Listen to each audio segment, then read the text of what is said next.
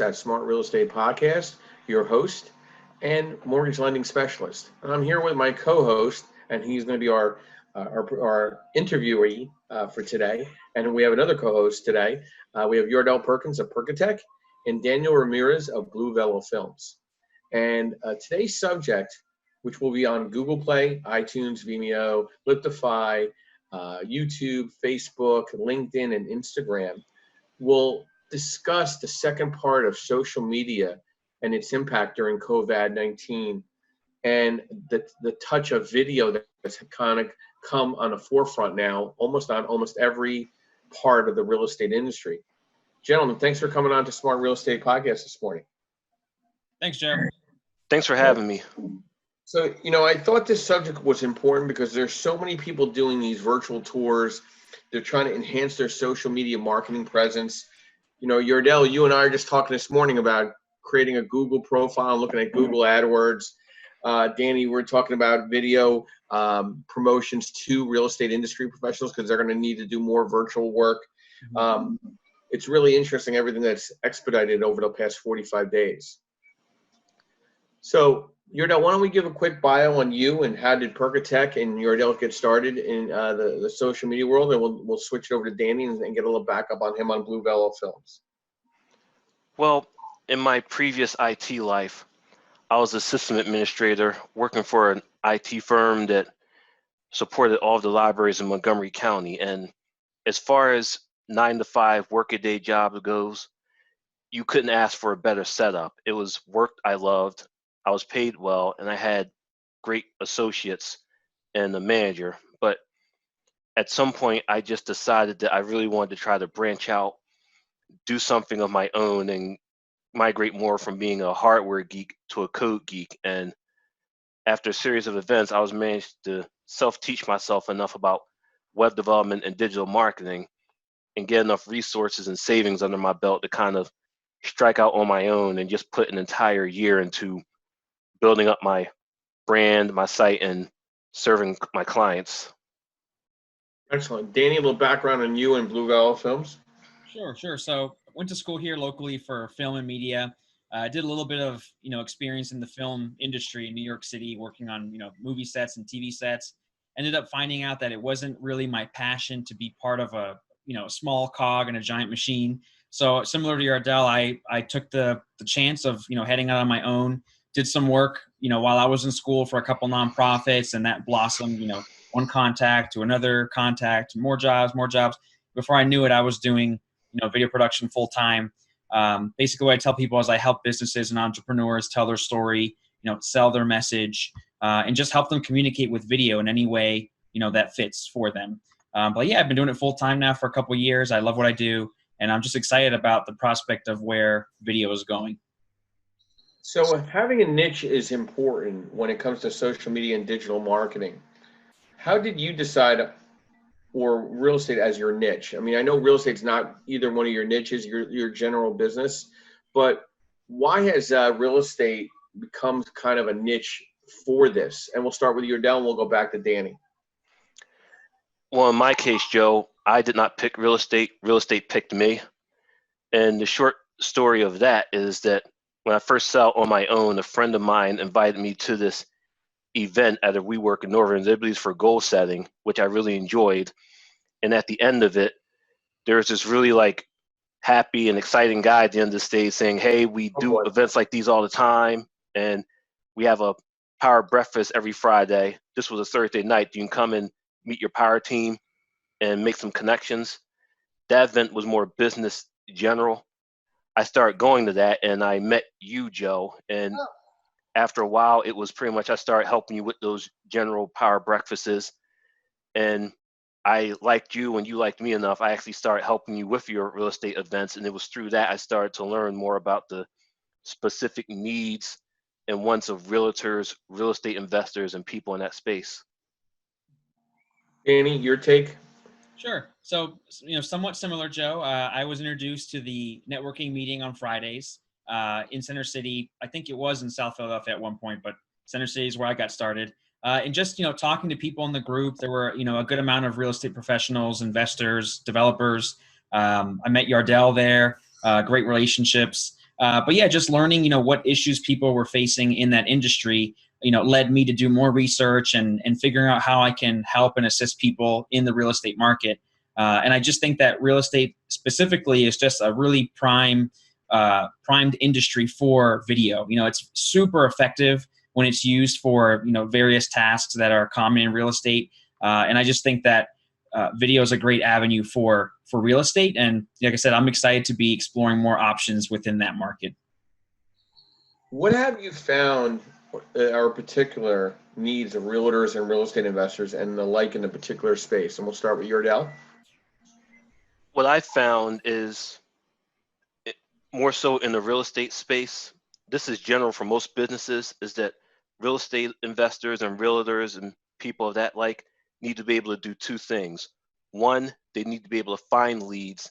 More importantly, they need to be able to qualify those leads and cut through the chafe and get to the cream of it.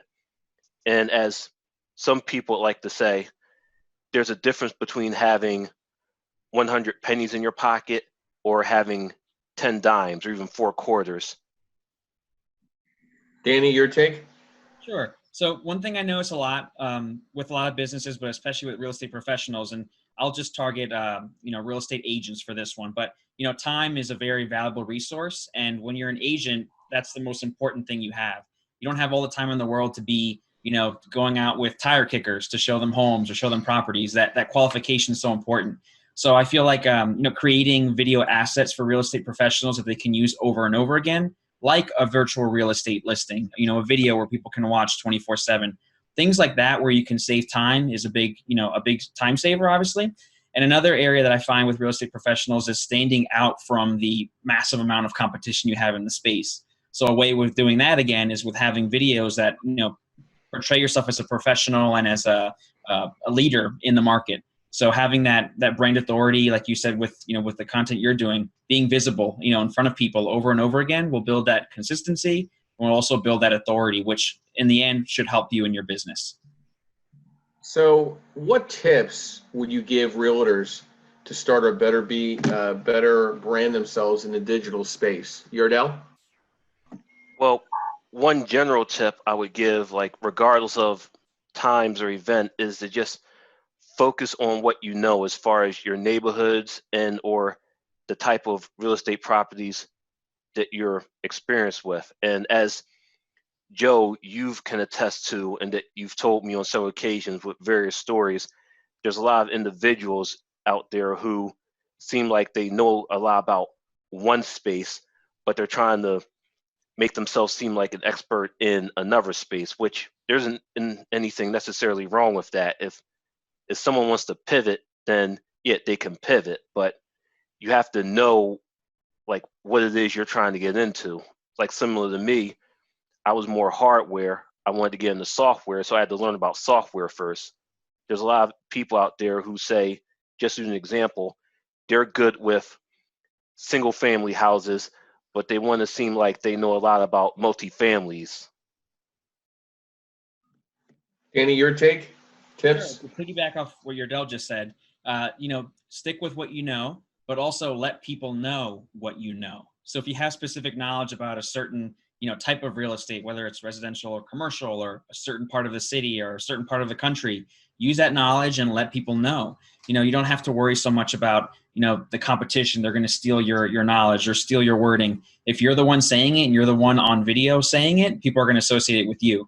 So the more knowledge you share, whether it's, small tidbit videos on Facebook or on YouTube, building that consistency with video, I think it can only help someone, stand out and brand themselves as a person, who's meant to be worked with. So what social media platforms do you normally suggest to your clients? And we'll start with Danny and we'll go back to Yordell. Switch it up. Sure. So the first one I would recommend is obviously YouTube. Facebook is great. I mentioned earlier in the week we were talking about Facebook or YouTube. They're both great. If you were trying to build, a brand with using video, I always recommend YouTube first. And I'm sure Yordell can attest to this, but YouTube has better analytics for SEO. So having better search engine optimization on Google. If you want to be found, YouTube is a better place to be with your content because that video is going to show up in Google searches. and that video will forever live on your channel. Facebook is it goes by quick. That feed is always moving, so when you post the video up, you don't know how many people are going to watch it, and it's rare that people are going to dig into your previous photos or videos to watch it. But on YouTube, your whole channel is always accessible and it's easy to watch. So I always recommend, if you're going to do anything, if you're going to build a library of content, start with YouTube, and you can always link back to your email, your website, what have you. Yordell, your take on social media platforms to normally suggest to clients? Yeah, for my clients, when I'm building their social media foundation, the 5 platforms that are my go-tos are Facebook, Twitter, Instagram, YouTube, and Google Plus? Or yeah, the Google? Google business page. Thank you. I was drawing a bit of a blank. All right. And it's not that I expect all my clients to dive into each one of those 5 right away, but if they get those 5, it's very easy to set them up and get them started. They have a broad foundation that they can use to quickly get their name out there, and from there they can pick and choose which ones they may be more comfortable with, because that covers all the bases. You have Facebook, that's kind of like a newspaper of the internet where you can do like posts and images. Instagram is more so for showing images. YouTube, you can do videos, and then there's the Google business page, which you get that set up, that almost instantly helps you with your SEO on Google search by itself. Yeah, I mean, we were just talking this morning. I did some research on Google AdWords and kind of used some very specific ones, and it was really amazing how granulated it gets, depending on how many miles you go out. And the price point, I feel it's almost equivalent to Facebook in a way. And I think it gives a different type of net to capturing inbound traffic, because basically everybody Googles everything. They don't do really anything else. They Google everything first. Right. So it's a natural instinct. Yeah, and as far as Twitter, I don't see too many people using that too much anymore, but I still suggest that people, if they have a specific name they want to brand themselves through, that they claim a Twitter account just so you can protect that and not have someone hijack it and essentially work against them. Makes sense. So question back to Yordell. We'll go back to Danny. Yordell, what is the best social media platform for someone to use if they can only do one? If they can only use one, which one would you work with and beat it with a stick? Well, my advice to people in that arm is if you can only pick one, pick the one that will allow you to best push forth your content and your message. So, for example, if I was working with someone who was, say, an illustrator or a photographer, I would suggest to them pound on Instagram, because that platform is built for showing images. Whereas on the other hand, if I was working with someone who was, say, an up-and-coming comedian or some type of vocal artist, in that case, I would say you really want to do YouTube or SoundCloud, because in those spaces, you can upload like short clips of what you do, have like the digital versions of a mixtape, and you can share it out more easily to people. Which Instagram, I've seen someone do that a while ago, and everyone kept asking them, well, why don't you just use SoundCloud or YouTube? But they were really that comfortable with Instagram that they were able to share their content through that. Danny, your take on which site would you go with?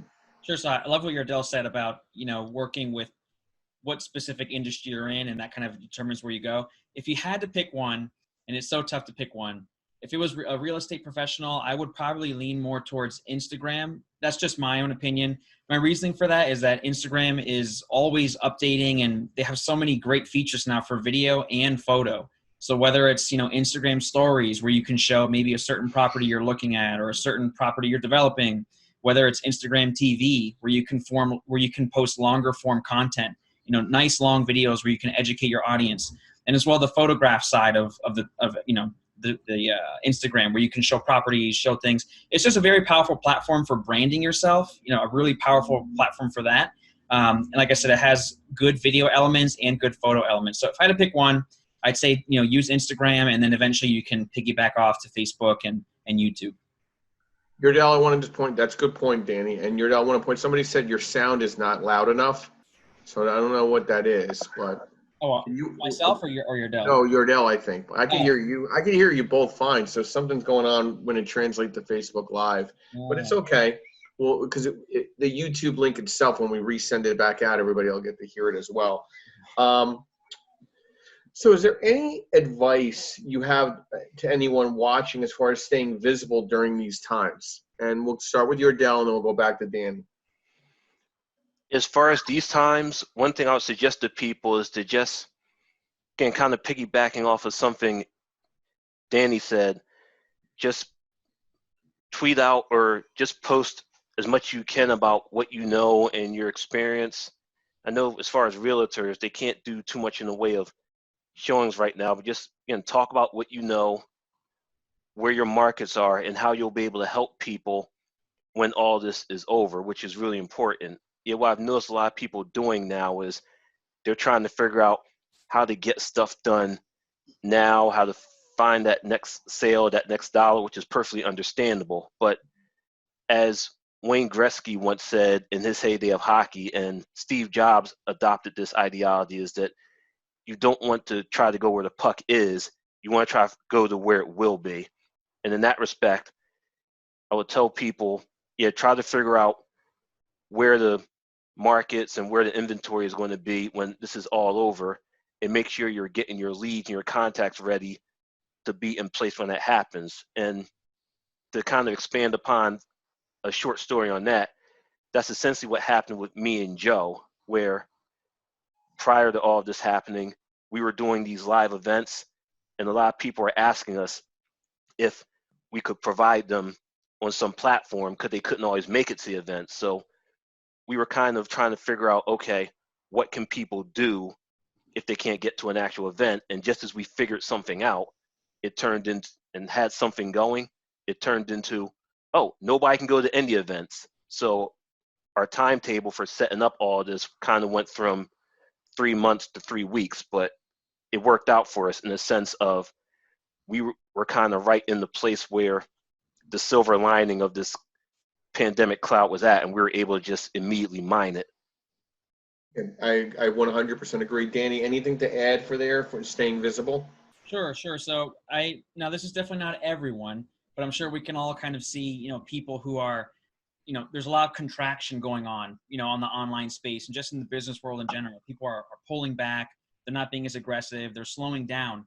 I feel like right now is, people are always expanding during these times. There's always, giants that are going to come from this period of history.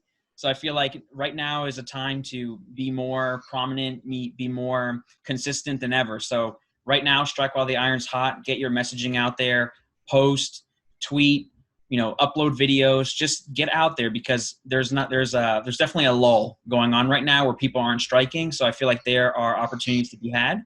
And like I said, do it now.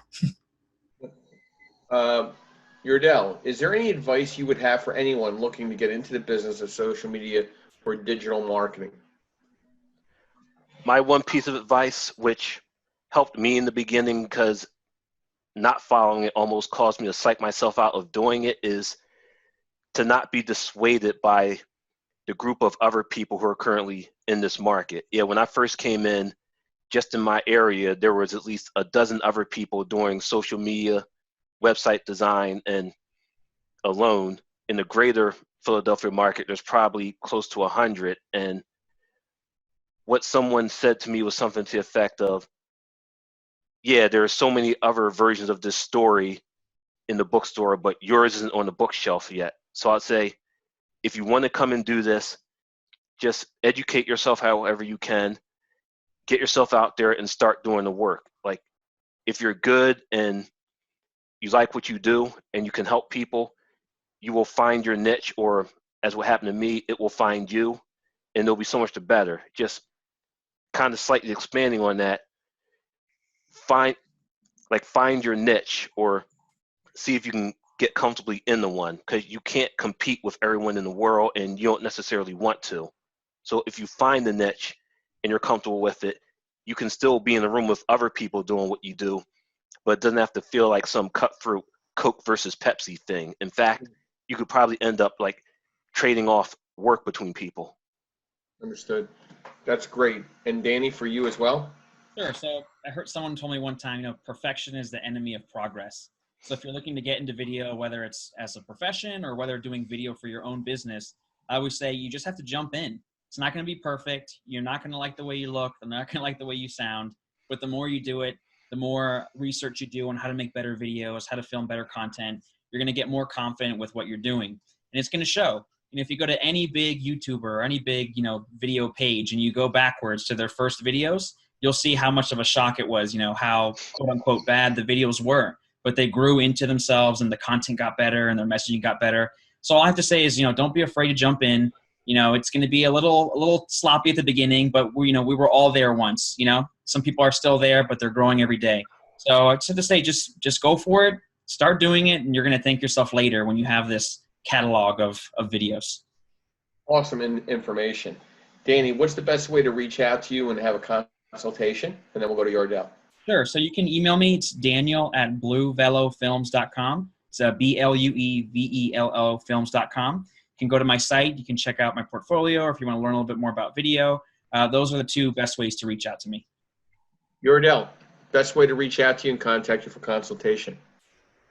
Sure. My email is Yardell, that's YARDELL @perkatech.com. That's PERKITECH. My number is 215-325-0403. You can call or text me, and you can find my website, perkatech.com. You can check out my portfolio. If you like something you see, there's a contact form. You'll be able to ask me more about it or ask me if I can do something like that for you. And as far as the social medias, again, on all the major ones, Facebook, Twitter, Instagram, YouTube, and Google Business, is just Perkatech. I made very carefully try to make sure that everything was consistently branded, so I'm not hard to find. And actually, that's kind of a tip I give to my clients when I'm setting up their social medias, to try to decide on a name that can be consistent across as many platforms as possible. It's funny because rumor has it you've been hashtagged. So, Danny, I think Yardell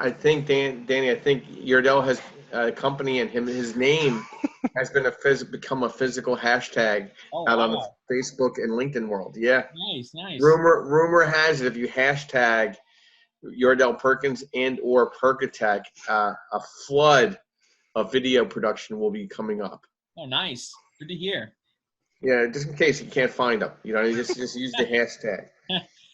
Gentlemen, I want to thank you for coming on to Smart Real Estate Podcast. It was a pleasure having you guys. I love working with you guys now and before and in the future. I see some big things for all of us as this progresses into the new normal. I want you to be safe, and we'll be putting together a YouTube link provided by Yardell Perkins at Perkatech to send out and share to our network and our circle of influence. So thank you for checking into Smart Real Estate Podcast. This is Joe Scarice, your mortgage lending specialist. Everybody be safe and have a great morning into an afternoon. Be well, and I'll talk to you guys soon. Yeah, thanks, Joe. Thank you, guys. Thanks for having me. Be well. Bye.